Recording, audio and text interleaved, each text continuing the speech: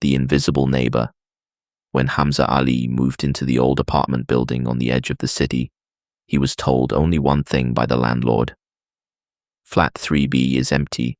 Don't worry about it. At first, Hamza didn't think much of it. The building itself was quiet, too quiet. The kind of silence that made even small sounds feel loud. His apartment, 3A, was right next to 3B. The door to 3B was always locked, covered in dust, and its nameplate was missing. But on his first night, around 2:13 a.m., Hamza heard it, a chair scraping from the other side of the wall. He sat up in bed, heart pounding. Someone must have moved in, he thought. Maybe the landlord forgot to mention it. The next morning, he knocked on 3B's door. No answer. He knocked again, louder this time. Still nothing. He leaned closer and noticed something strange. There was no sound inside, no footsteps, no breathing, nothing. Just complete silence, as if the apartment didn't exist. That night, the sounds returned. Footsteps this time, slow, dragging, uneven. Hamza pressed his ear against the wall. The footsteps stopped instantly, then, tap, right where his ear touched the wall. Hamza jumped back, his breath caught in his throat. "Hello," he whispered. No reply, but he could feel it. Something was there, listening. Days passed and the pattern continued. Every night at exactly 2:13 a.m., the noises would begin. Walking, scratching, sometimes even faint whispering. But whenever Hamza tried to investigate, everything went silent. One evening, he confronted the landlord.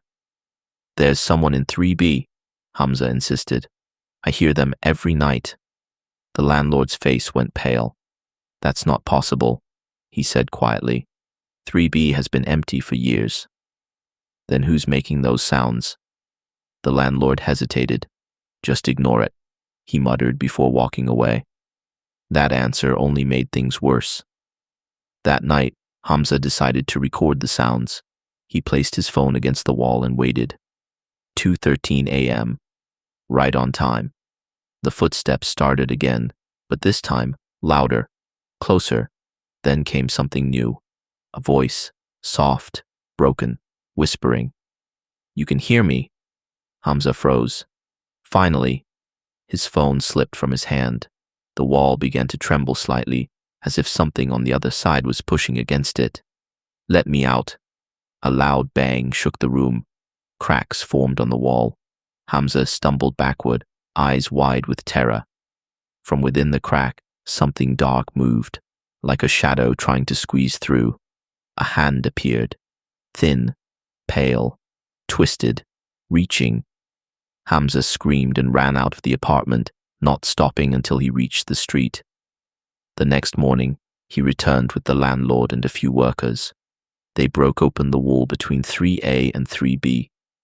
But what they found made Hamza's blood run cold. There was no apartment, no room, just a narrow, hollow space between the walls. And inside it, old scratch marks, bones, and a dusty phone lying on the ground. Hamza picked it up with shaking hands. The screen flickered to life. A recording. His own voice echoed from it. "You can hear me." His heart stopped. The timestamp read 3 years ago, before he had ever moved in. And from deep within the wall, a faint tapping sound began again.